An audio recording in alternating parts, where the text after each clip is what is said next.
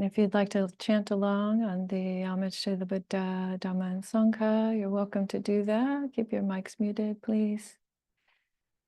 Namo tassa bhagavato arahato samma sambuddhassa. Namo tassa bhagavato arahato samma sambuddhassa. Namo tassa bhagavato arahato samma sambuddhassa. Buddhang dhammang sanghang namasami.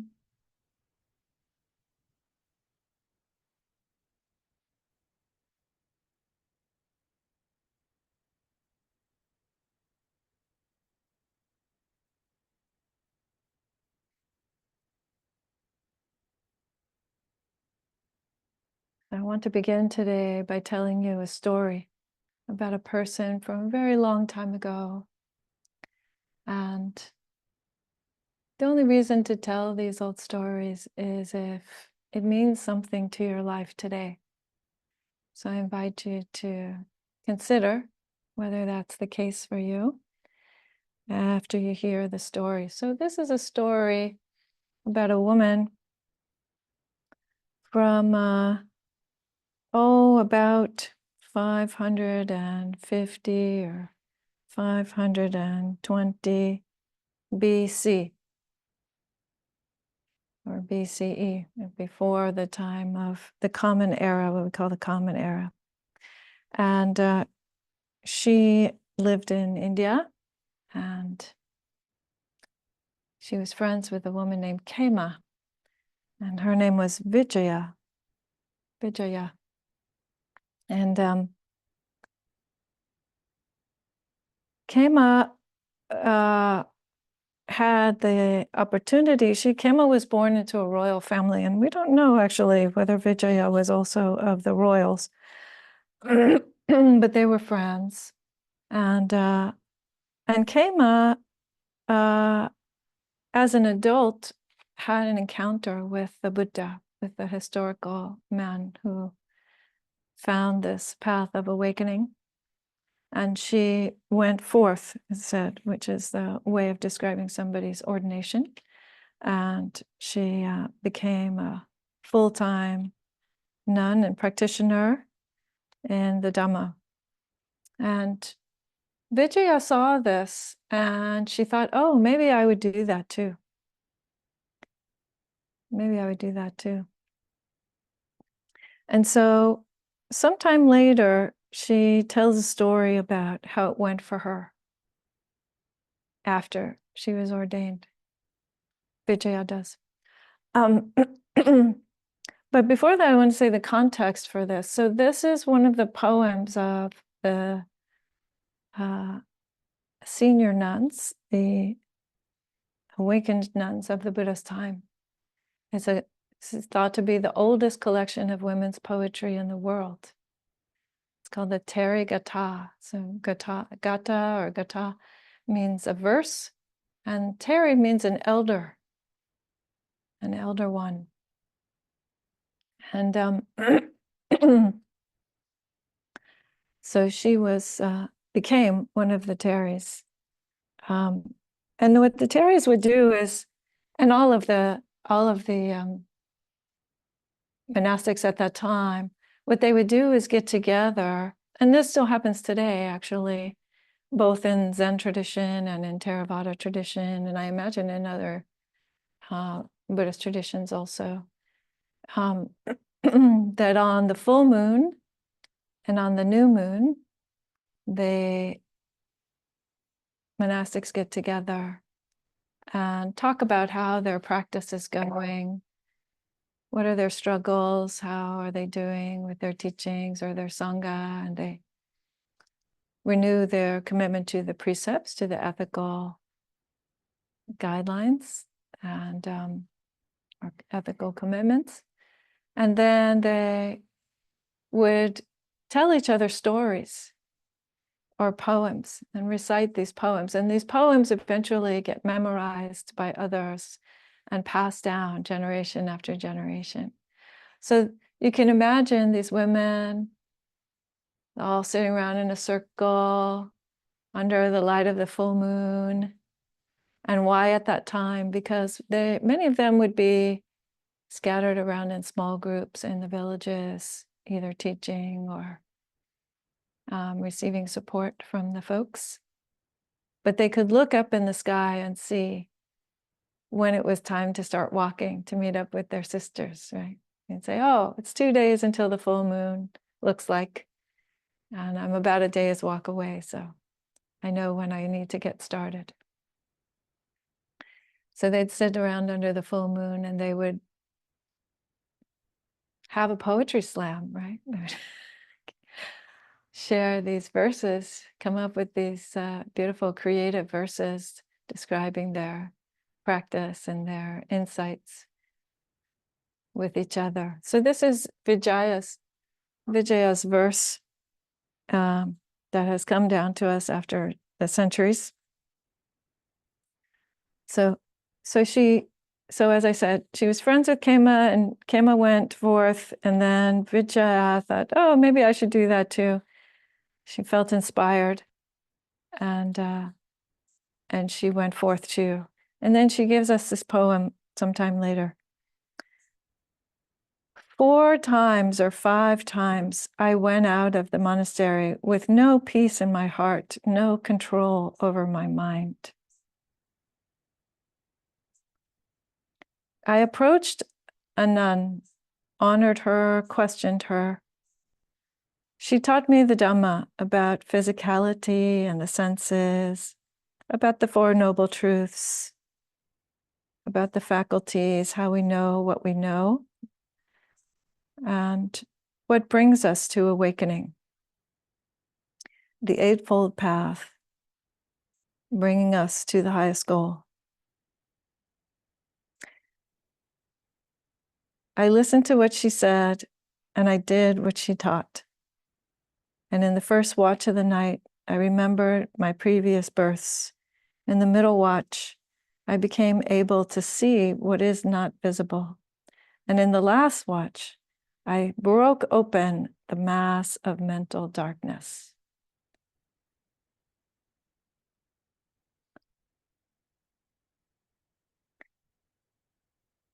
And the reason I bring this forward, so I think it's a beautiful, beautiful story. And there's so many lessons here from Vijaya in this very brief poem.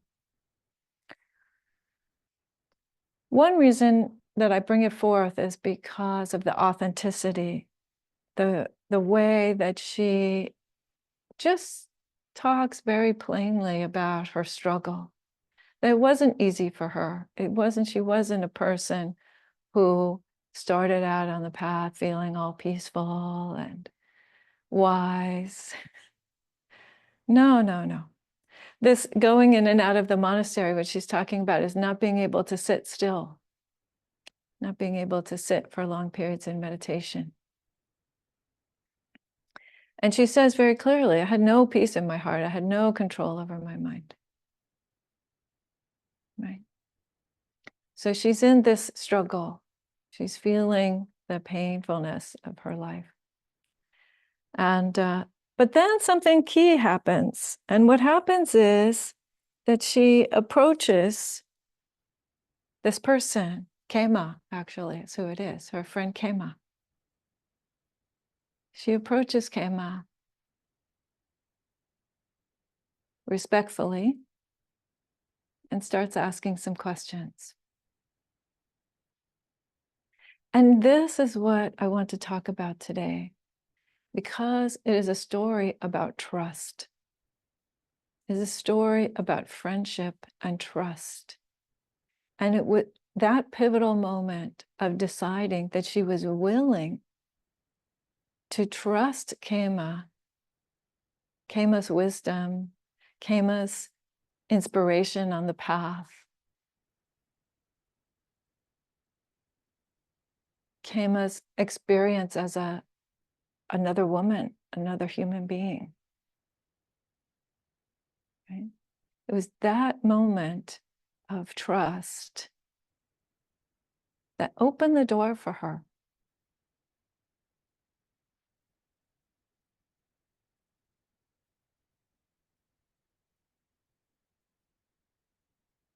And then she talks about what are the teachings that she received and the beautiful awakening that she had.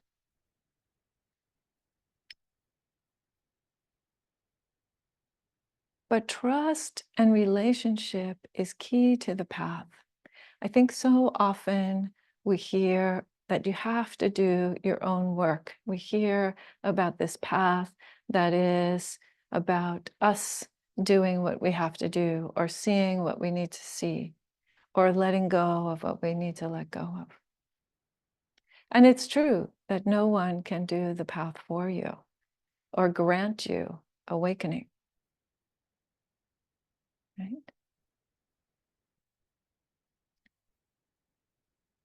But literally, no one has ever done it alone. Even the Buddha himself had his 5 companions.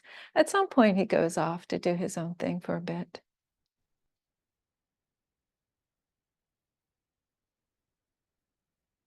But trust in relationships is absolutely crucial. It's something that we need to find if we're going to stay on this path, if we're going to be on this path. So many of us probably know the famous dictum from the Buddha. Venerable Ananda, his attendant, says, oh, I finally figured it out. You know, Dharma friends are half of the spiritual life.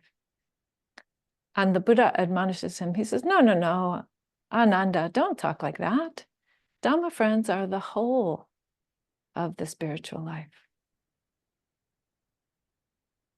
And you might think, well, wait a minute, isn't it 3? Isn't it Buddha, Dhamma, and Sangha, right? Buddha meaning both the historical person and our human capacity for absolute complete peace and clarity.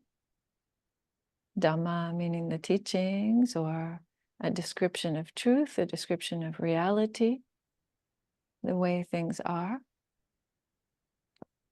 And Sangha, the community, right? The community.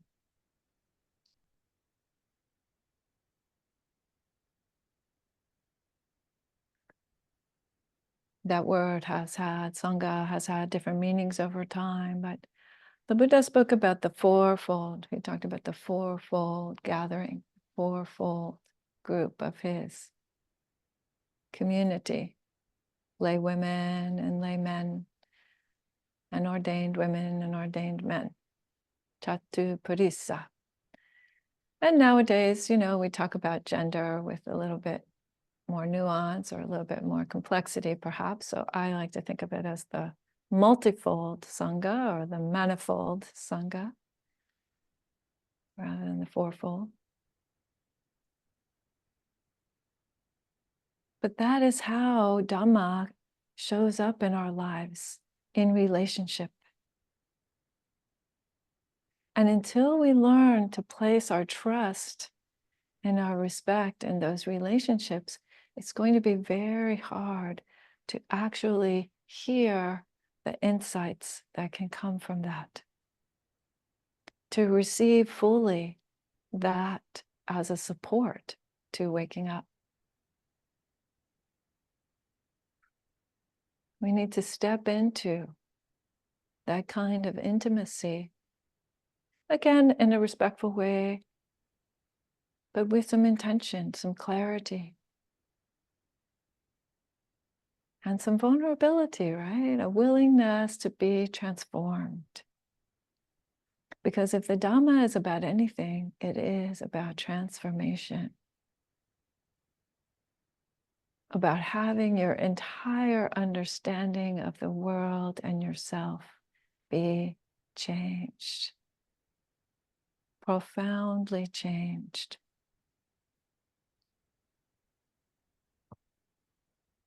Profoundly clarified.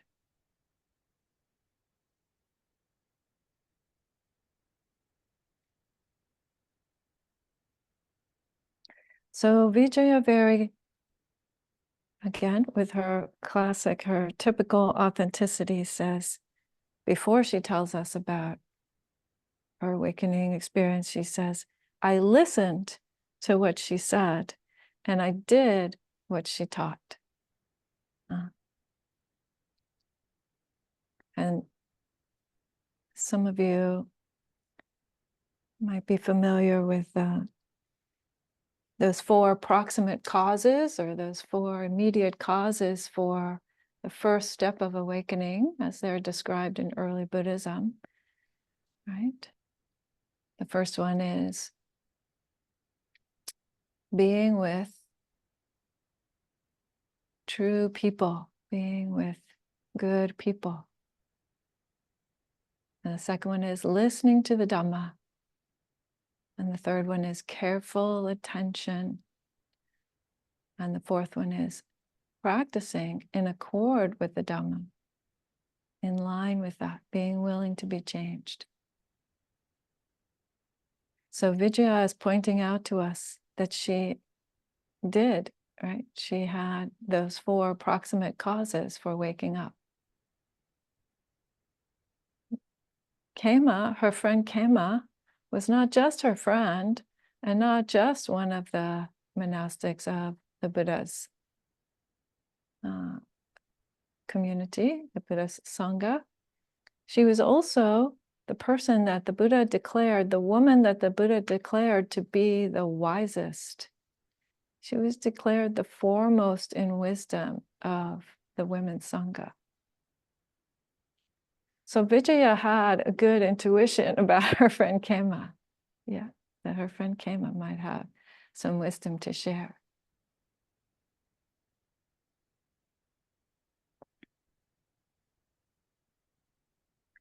So she received it. So she was hanging out with good people. She was hanging out with folks who had their own experiences of the path and how the path could unfold to awakening.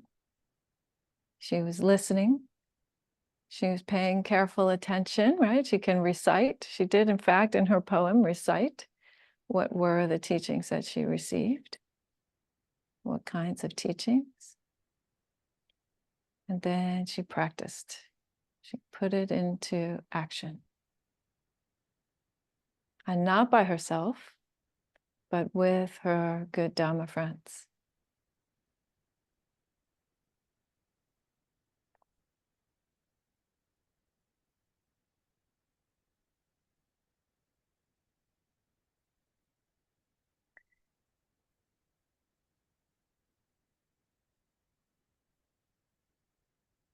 And I think, I've talked about this a few times over the last several months. I think that the question of who we can trust or who we feel are our good friends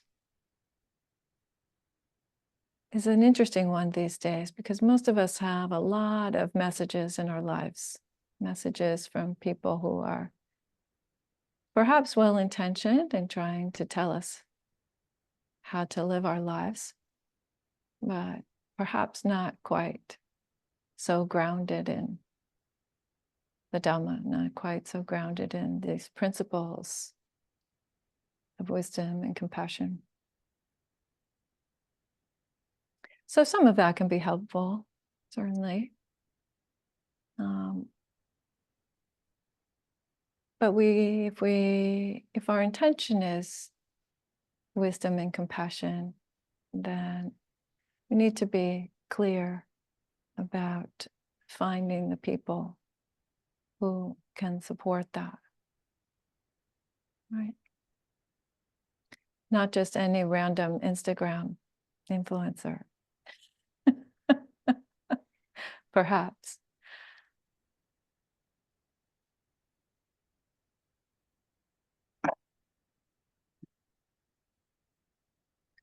And so,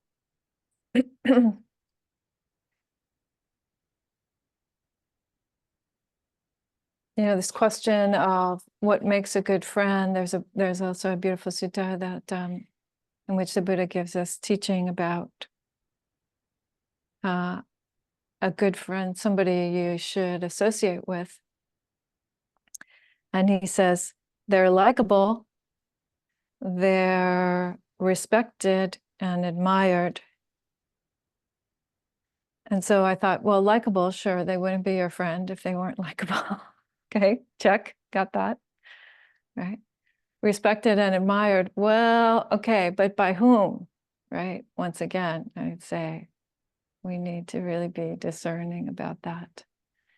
Is it just their own respect and admiration that's happened, or is there more of a community there, or, you know, based on what? Because certainly we need a little bit of both. We need to check in with others about what is wise and compassionate practice. But we also need to have our own sense of that, right? We need to be guided not by what's commonly done or just because that's the norm or because that's how we did it in my family and so on, right? This, for me, it's very funny when I talk about how we did in my family because, you know, we all have these distortions as kids and then maybe we figure that out as we go along in life. But I'm from a Latina household. My dad is from Colombia, from Bogota, Colombia. And my mom is from Chattanooga, Tennessee. So I thought that everybody's household was like I Love Lucy, this American TV show of I Love Lucy, right? With this, where they had Desi Arnaz, this Cuban, very loud, passionate Cuban musician, always yelling at the Lucille Ball, right? The redhead who was like always sneaking around behind his back and I was, you know, like doing all these funny things. And that's kind of what my household was like. And so I thought everybody's household was like that. And so I started visiting my friends. More often I was kind of like, wow, you know, their house very different from my house. But still those kind of ideas persist. You know, we have these very early messages about how to be in the world. So we need to think about those. We need to bring those out in the open and really check them out, test them out. But then going back to this description by the Buddha, he says, it says somebody who will admonish you, somebody who will let you know if they might see something that you're struggling with or some confusion that you're having or some harm you might be causing intentionally or unintentionally to yourself or others. But then also they're willing to receive admonishment, right? So it's a two-way street, this kind of a relationship. It's definitely a two-way street. And this is very important, even when that person is your teacher. I would say that a true teacher is open to that kind of a dialogue, that kind of mutual seeing with clarity and this kind of authenticity, sincerity, honesty. Why? Because a commitment, I strongly believe, let me put it this way, I strongly believe that insight only comes if we have a commitment to the truth, if we have a commitment to see what is real and true about our lives and about others' lives. Not just the parts we want to see or just the parts we want to criticize, but to see all of it, actually. All of it. So a good friend is someone who will help you to see parts of you that you can't see. And actually, you know, that phenomena, maybe that sounds a little unfamiliar, but that phenomena is kind of the basis for like therapy, for example, right?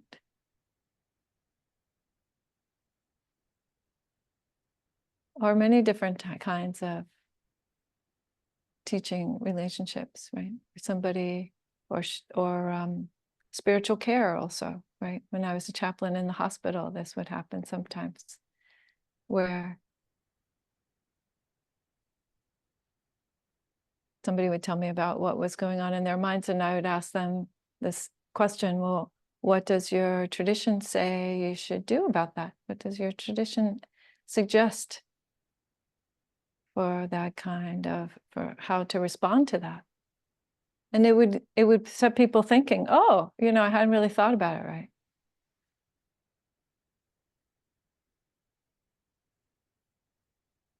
So like one time, it was interesting, one time I was I was talking to someone, and she was watching the news, and she was really upset. There was somebody who was engaged in some kind of very extreme theft that was impacting a lot of people.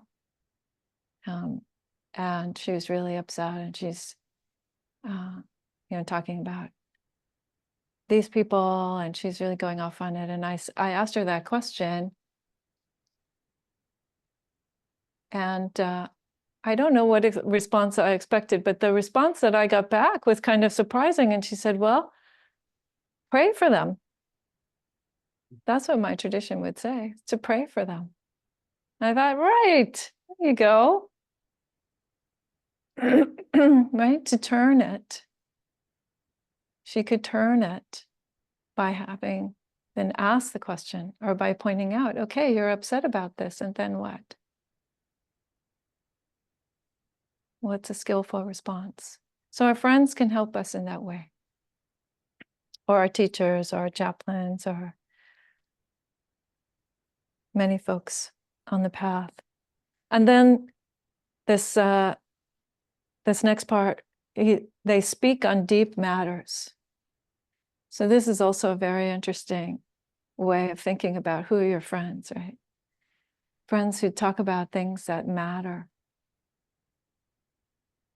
Friends are people who talk about things that are important, meaningful, in the sense of, again, what is it that leads to a skillful, insightful, wholesome, compassionate life?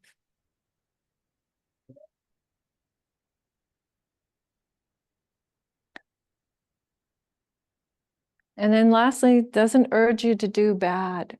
Doesn't urge you to do bad. This one I always think about when my daughter was young, It's like, right, if that person is encouraging you to be lying or stealing or getting angry or various other things repeatedly, not as a mistake, but like that's the relationship, then you have to ask yourself, is that really skillful? Is that really a friend? Someone who's encouraging me to do the wrong thing all the time? That's not really a friend.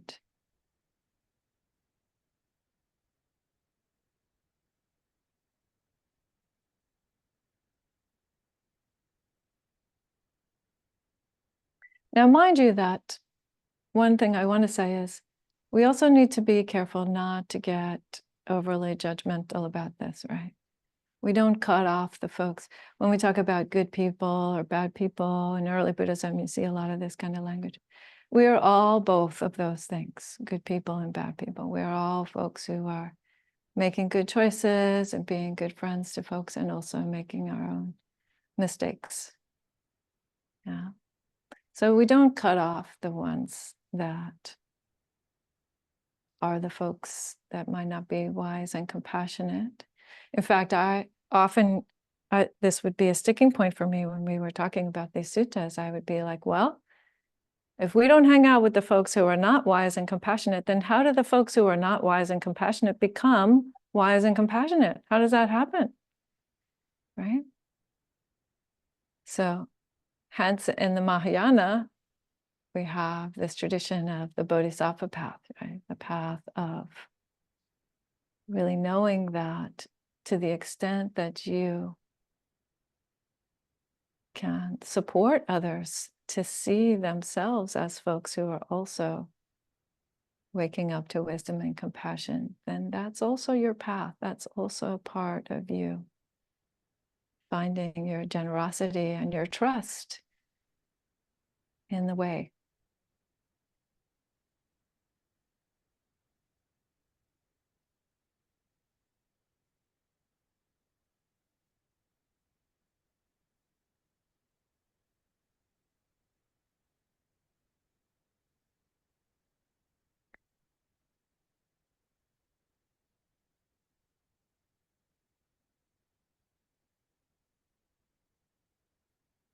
So I just want to close by saying,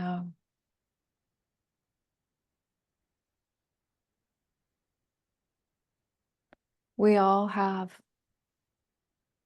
the beautiful benefit of this support right here. The folks who are here in person, the folks who are on screen, the folks that maybe are in our world. We have the benefit of good Dhamma friends, and even folks who are not practitioners might meet this criteria also, right? Folks who are really supporting you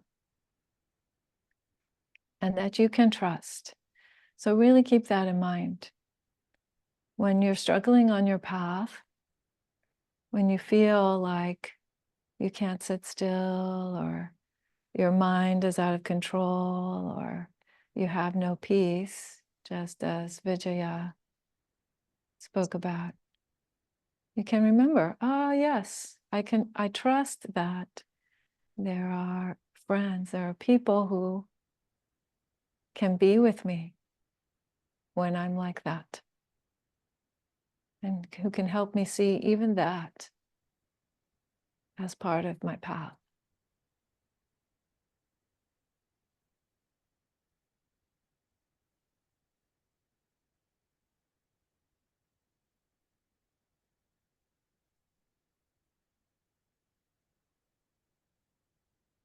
All right, folks, so that's what I wanted to share with you today. And I hope that was encouraging. It's always my intention to be encouraging. And yeah, so now we have a bit of time, maybe 10 minutes or so, for any questions or reflections or concerns, anything about the meditation.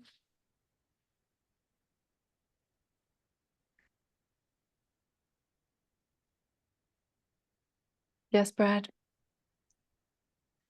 Okay, Brad and then Vicky. So I was just thinking about empathic attunement and how, it's going to sound very judgmental, and it probably is, but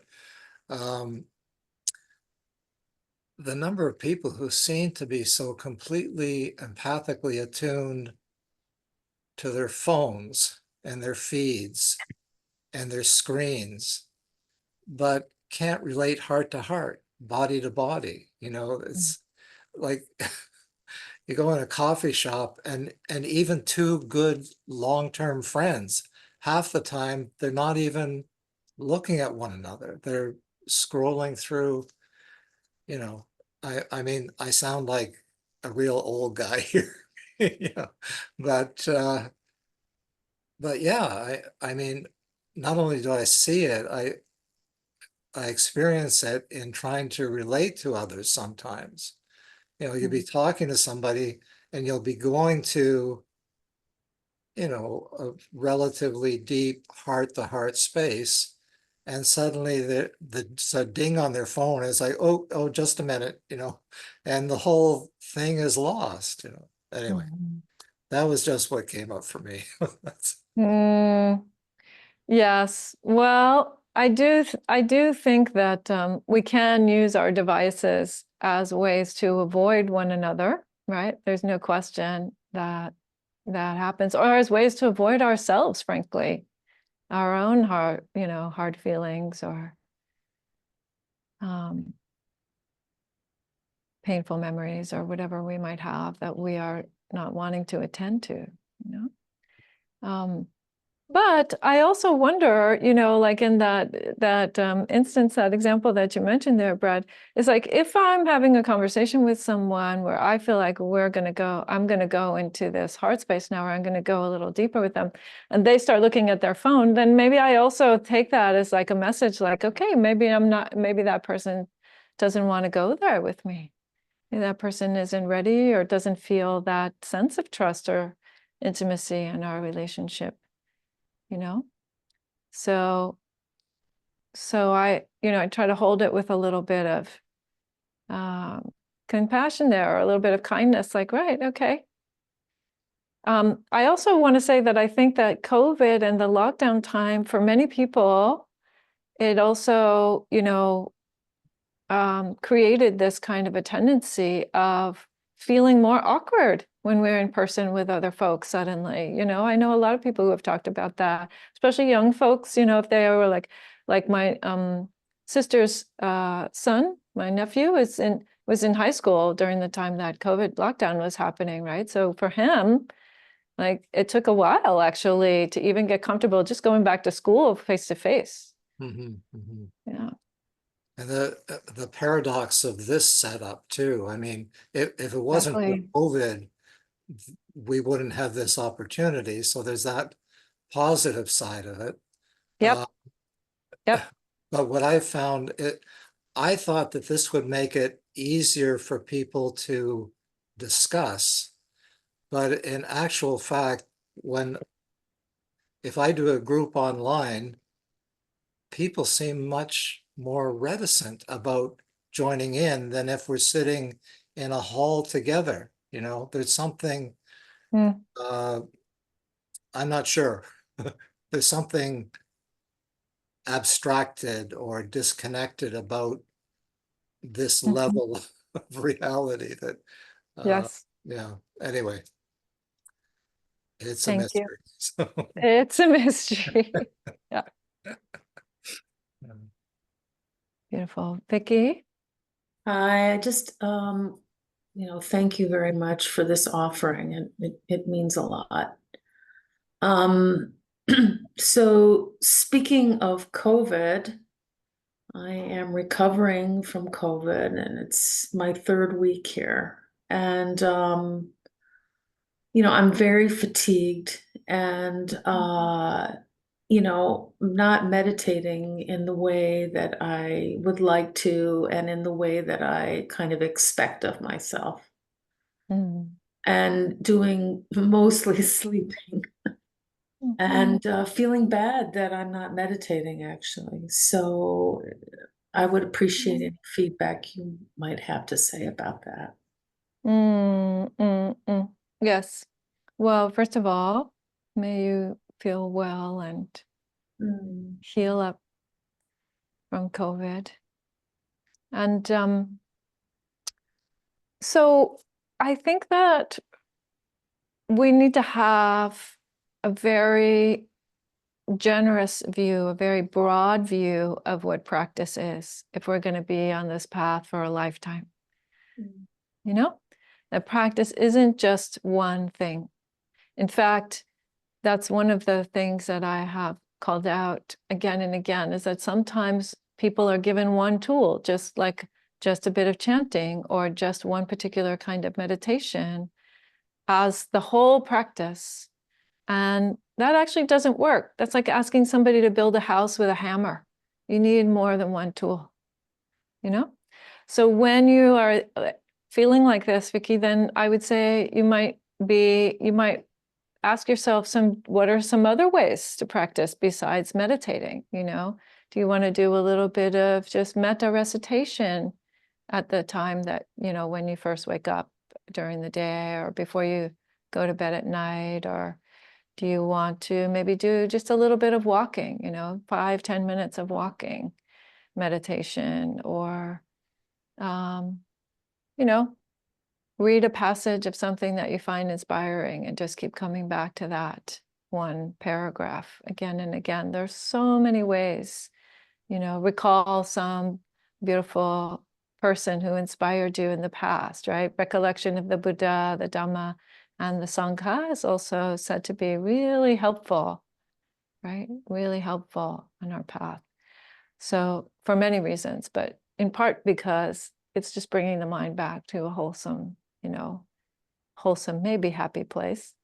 And so I would say just give yourself, a wide field of the idea of practice, and then you'll find what you can do when you're feeling low. Thank you. You're welcome. Okay, so maybe Jen, you have an announcement to make, and also Kylie, I think, has an announcement to make. So I just wanted to express appreciation, Dhammadipa, for the generosity of sharing these teachings with us, and to offer the opportunity for all of us to also practice generosity in the form of dana if you are so moved. This talk is freely given, and your practice of generosity supports the ability to continue to offer this to all that would benefit. So thank you. There's a little link on the homepage. Great. Thanks, Jen. And Kylie. Yeah, thank you as well. I also want to offer my appreciation for, especially for a lot of the things you said this morning that are so relevant right now. Huge thank you. And then I also wanted to say how nice it is to see everybody, even though you're small on my screen. It's just really satisfying. I'm going to be probably announcing a bit more details on this in coming weeks. But on October 5th, as Dhammadipa has mentioned before, is our annual gathering. And just to let you know, it's kind of like the one time where the whole Sangha gets together each year on a really kind of I mean, we'll still do, it'll be it'll have all the components of a satisfying gathering, such as chanting and sharing and eating and Dhamma. But just wanted to say that it's hybrid. And so there are a few people who are coming to Alexandria, besides the ones who live in Alexandria or nearby in the DMV. So we're really excited that some people are coming. And if you have an interest to come and don't have a place to stay, I can definitely find ways to connect you with local Sangha members. But it's hybrid, and I understand that Jesse is helping Dhammadipa with a new large screen. So it's going to be kind of exciting to be a part of this event that's coming up. So I'm going to give you more information in coming weeks, but just wanted to put it into your mind. It's October 5th from 10:30 to 1. It's on a Saturday morning. And just really looking forward to it, and hopefully seeing some of you there, either in the flesh or on the screen. Great. Great. Thank you so much, Kylie. Yes. It is really our one annual big celebratory bash. So I really hope that everyone will consider attending. Yes, thank you all also for your generosity of your time and your resources, and all the ways that people are supporting Dassanaya. Makes it possible. It truly makes it possible. And may all beings in all the realms, known and unknown, seen and unseen, may all beings benefit from our practice. May we all find relief from mental and physical suffering. And may we all awaken to peace, absolute peace and clarity.